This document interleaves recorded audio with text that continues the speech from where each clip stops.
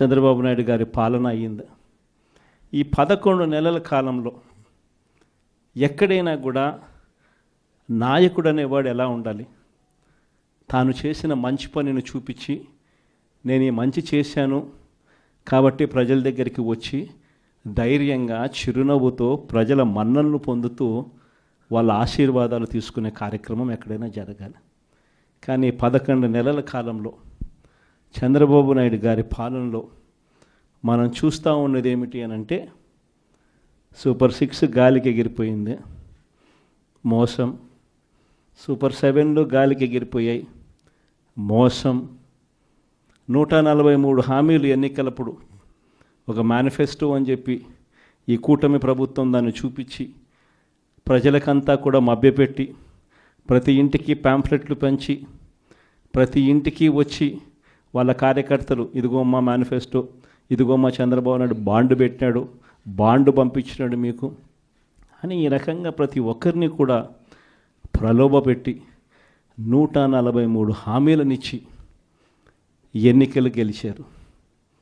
గెలిచిన తర్వాత 11 నెలల కాలంలో ఈ పెద్ద మనిషి చంద్రబాబు నాయుడు గారు ఎన్నికలప్పుడు ఆయన చెప్పిన ఈ సూపర్ 6లు ఏమైనాయి, ఈ సూపర్ 7లు ఏమైనాయి అని ఎవరైనా అడగడానికి కూడా ధైర్యం చేస్తే ఆ స్వరం కూడా వినపడకుండా చేయాలి అని తాపత్రయపడతా ఉన్నాడే తప్ప ఆ హామీలను నెరవేర్చాలి, ప్రజలకు ఇచ్చిన మాట నెరవేర్చాలి అన్నది మాత్రం ఎక్కడా కూడా చంద్రబాబు నాయుడు గారు అడుగుల్లో ఎక్కడా కూడా కనిపించడంలా.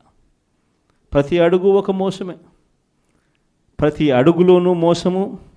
ఆయన పాలనలో మనం చూసేదంతా అబద్ధాలే కనిపిస్తూ ఉన్నాయి. ఈరోజు ఈ పెద్ద మనిషి చంద్రబాబు నాయుడు గారి హయాంలో ఒకవైపున సూపర్ 6లు సూపర్ 7లు గాలికి ఎగిరిపోయాయి, మోసంగా తెలిపోయింది.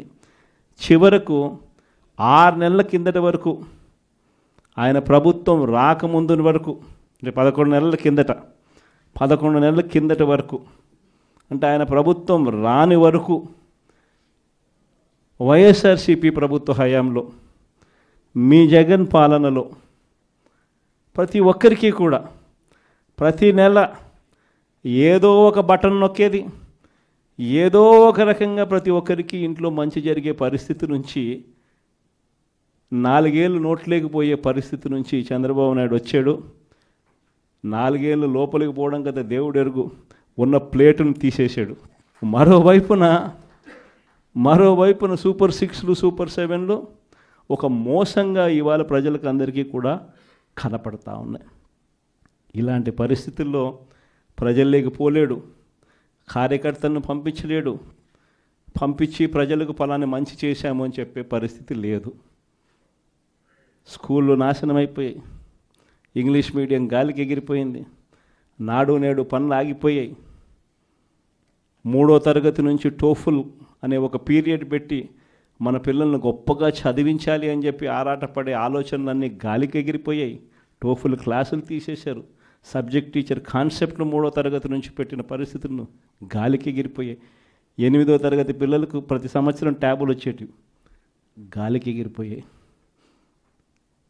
మరోవైపు వైద్యం చూస్తామని అంటే ఆరోగ్యశ్రీ బిల్లుల పరిస్థితి చూస్తే నెట్వర్క్ హాస్పిటల్స్కు ఈ 11 నెలల కాలంలో మామూలుగా ఆరోగ్యశ్రీకి నెలకు 300 కోట్లు ఖర్చు అవుతుంది. 11 నెలలకు ఈ పెద్ద మనిషి ఈ నెట్వర్క్ హాస్పిటల్స్కి పెట్టిన బకాయిలు ఎంతో తెలుసా? 3,500 కోట్లు. 3,500 కోట్లు నెట్వర్క్ హాస్పిటల్స్కు బకాయిలు పెట్టినాడు. అంటే ఆ 300 కోట్లు నెల నెల ఇవ్వాల్సింది 11 నెలల్లో ₹1 ఇలా. చివరికి నెట్వర్క్ హాస్పిటల్ ఆరోగ్యశ్రీ పేషెంట్లకు వైద్యం చేయడానికి సుముఖంగా లేని పరిస్థితి ఈరోజు రాష్ట్రంలో కనిపిస్తూ ఉంది. 104, 108 అంబులెన్సుల గురించి నేను చెప్పాల్సిన పనుల, గవర్నమెంట్ హాస్పిటల్ గురించి అంతకన్నా చెప్పాల్సిన పనుల, ఇక వ్యవసాయం గురించి మీ అందరికీ తెలిసింది. ఒక్క పంటకు గిట్టుబాటు ధర లేదు. రైతు అనేవాడు దళారీలకు ఈరోజు పూర్తిగా అమ్ముడుపోయిన పరిస్థితిలో ఈరోజు రైతన్న వ్యవసాయం చేయాల్సిన పరిస్థితి. పెట్టుబడి సహాయం కింద అప్పుడేమన్నాడు, జగన్ 13,500 ఇస్తా ఉన్నాడు, అది కూడా పిఎం కిసాన్తో కలిపి మేము వచ్చినామనంటే పిఎం కిసాన్ కాక 20,000 ఇస్తామని చెప్పి నమ్మబలికినాడు. ఈయన వచ్చాడు, కనీసం ఆ జగన్ అన్న ఉన్నప్పుడు ఆ